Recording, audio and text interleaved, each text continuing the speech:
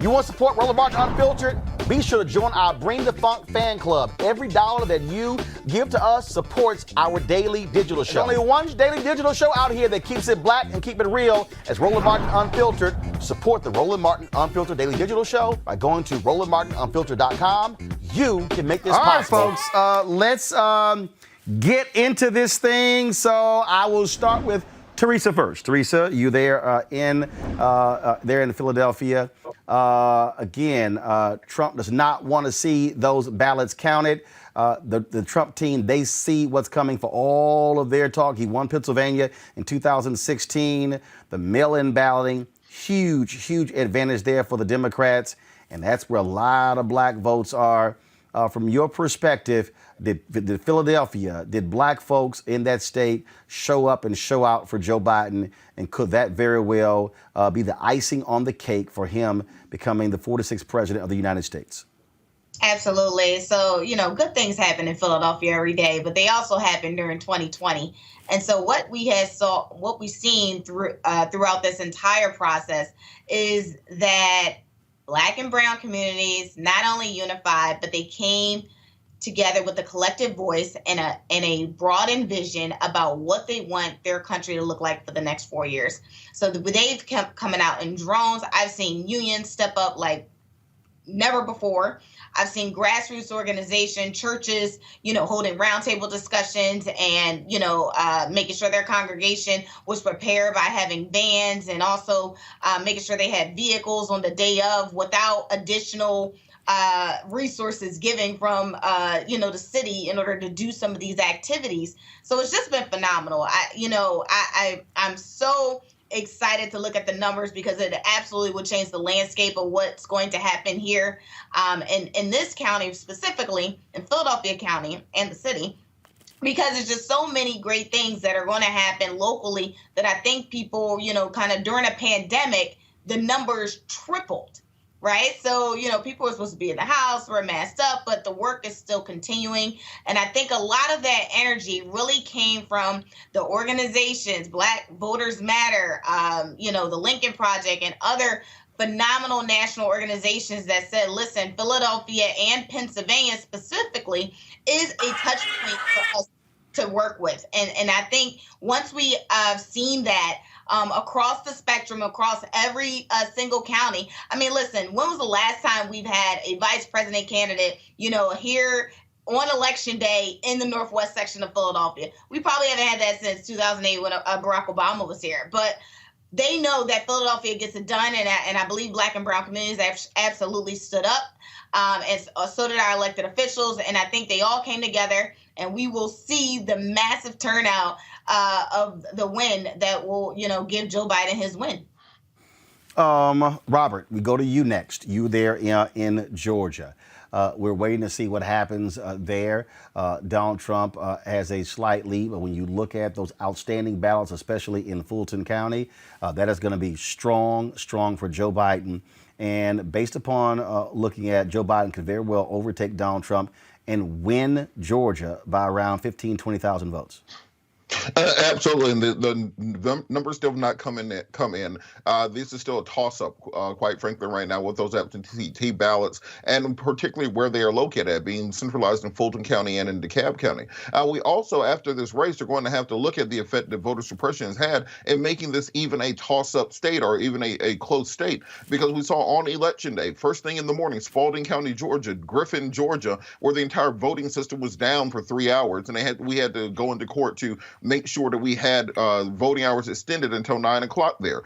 We saw in DeKalb County, voting precincts between 30 and 40 were changed in the last 3 days before the election, causing people to have to find their voting location on the morning of. We saw in Fulton County, where the large voting center, the State Farm Arena, had a power outage, which may have affected the counting. So if it wasn't for this many electoral issues, which does not happen in any other first world major democracy, where we're fighting for the ability to vote, we can see a complete demographic shift. What we're in the middle of is a reverse of the Great Migration right now. As many people who have left those industrial jobs in the Midwest, auto jobs in Michigan, coal and steel jobs in Pennsylvania and Ohio, they've moved down south. And because of that, places like North Carolina are now in play. Georgia is now in play.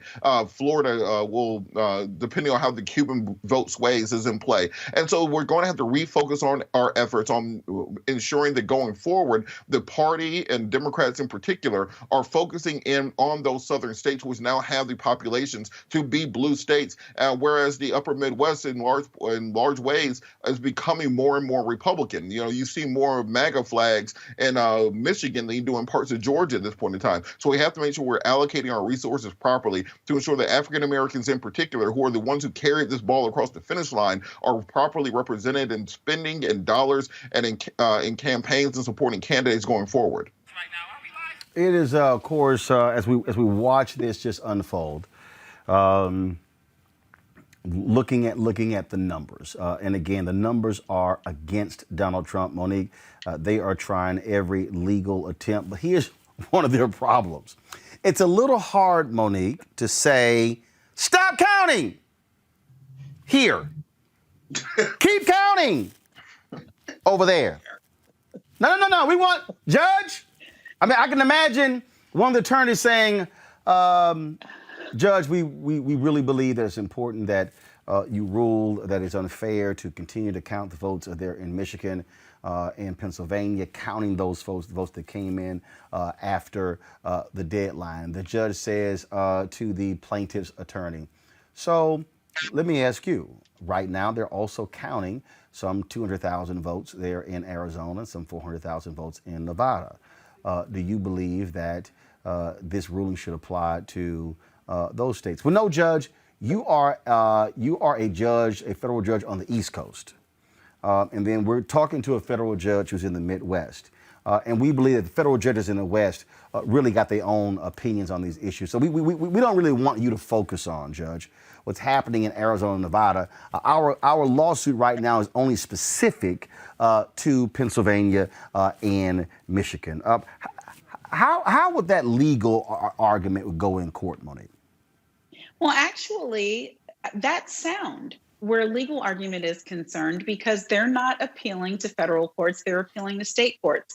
And one of the things that is still kind of a beauty about this country is that though we're called a democracy, we're a republic, and states have rights. And sometimes those rights are very significant. And where voting is concerned, that's one of those times. And that's why when we're going out and saying your vote matters up and down the ballot, vote for your Secretary of State, vote for your Board of Elections, vote for your council. This is why that matters, because they have a level of autonomy that enables them to make certain decisions, including when you start voting, how many ballot boxes are going to be available, whether you can have drive-through voting or not. But all that being said, look, we have an outgoing president and we have an incoming president. And these lawyers right now are doing what lawyers do. And all it is now is shenanigans. I mean, they are walking through the paces and billing their hours in order to assure the campaign, the president, whomever, that they did everything they possibly could to try to stop what is inevitable. If we had stopped counting last night, Donald Trump would have lost. If we had stopped counting this morning, he would have lost. If we had stopped at 2 p.m., he would have lost. If we stop right now, he's losing. So this is where we are. And whether he accepts it or not, whether he has to leave on his own or be escorted politely by Secret Service, dude gotta go. Scott Bolden, when we start again breaking down what is going on here, the path that Team Trump has is a very limited path. If this was poker, you want to have the hand of Joe Biden and Kamala Harris all day, all night. Yeah, Biden doesn't need Pennsylvania to win. That's one of the most powerful pieces now that he got Wisconsin and Michigan in the bag. And so he can win Nevada and Arizona, where I think he's leading, and that's a wrap, if you will. But here's the thing, that's the sunny side, as Reverend Jackson used to say. But there's a darker side. There's a storm for the Democratic Party, right? Donald Trump, with all of his obnoxiousness. No. I don't want to go there yet. I only want you. But I want to go there. No, well, first of all, you're gonna have to wait. You're gonna have to wait. First of all, I have it's your show. Precisely. There's a flow to this show, and we're gonna go according to my flow. So you're gonna answer the question I just gave, and then we're gonna go to a break, and then I'm gonna go to the next phase of this conversation. So please stay on topic. It sounds like you're dictating to me, and I hate that. You'll get over it. Really You're used to it from Erica. In any event, keep my wife out of this. Okay. Because you know I ain't lying. Pennsylvania. That's you. Okay. So if he's got 3 or 4 or 5 ways to get to 270 or over 270, and that's why you want Joe Biden's hand. The reality is, though, the fight will continue once he gets to 270. We've got lots of lawyers on the Democratic and Republican side. But when you get to court, you need empirical data or facts to support either fraud or that these mail-in ballots should not be counted. And the facts and empirical data simply aren't there to do that, whether you're in state court or even you get to Supreme Court, because it's just not there. These ballots legally under these state laws are enforceable, are acceptable, and consistent with the law. And I can't figure out an argument, Monique, to get around those laws, those enforcement requirements, unless there's data and facts. And the Supreme Court has rejected those arguments in Pennsylvania and out of Michigan already. Monique, you got a response? There is no such argument. I agree with my brother. The only way they win in the Supreme Court is because they stacked it right with justices that don't care anything about facts or law. But I agree with Joe Biden's lead counsel, who today in the briefing said if they try to take this to the Supreme Court, they will get the type of shellacking that we haven't seen for 100 years, because there's no judge, no justice, no lawyer who's going to say you're not going to count legal vote that were turned in, that the Secretary of State said were okay, the governor said were okay, the feds aren't supposed to intervene.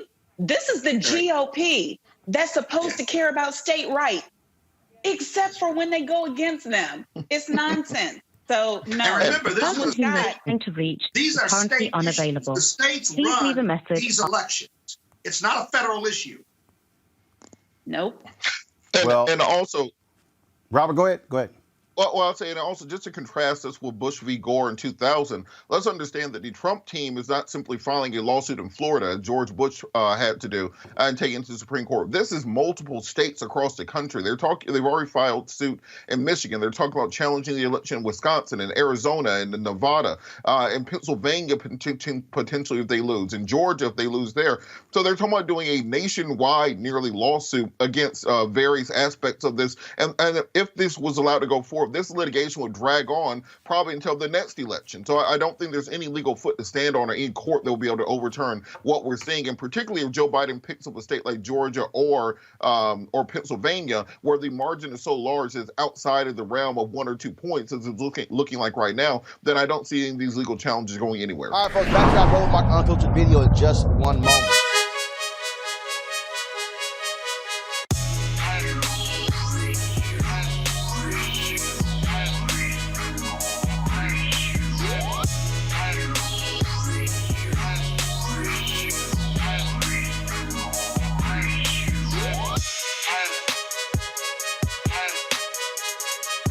All right, the folks at Ceek.com, black-owned company founded by Mary Spio. They, of course, a virtual reality company. You can check out their content at Ceek.com, Ceek.com. You can do so, of course, with these VR headsets. You can look at it, of course, on your regular device or your pad or your computer. But if you want to experience being in the room, you can use this headset right here. All you simply do is just pop in your cell phone in here, pop it on, and then put this headset on, and you can literally experience their content in virtual reality. reality. And so allows for you to do a 360-degree view of the room. But also, folks, they have the 360-degree 4D headphones right here. These are Bluetooth headphones. They have complete surround sound in terms of as you hear the particular music. Gamers love them as well when they're playing their games. And so it's just phenomenal bass in these headphones as well. You can get one or both devices at Ceek.com using this promo code RMVIP2020, RMVIP2020. So we certainly thank the folks at Ceek.com for being a partner with us here at Roland Martin Unfiltered. All right.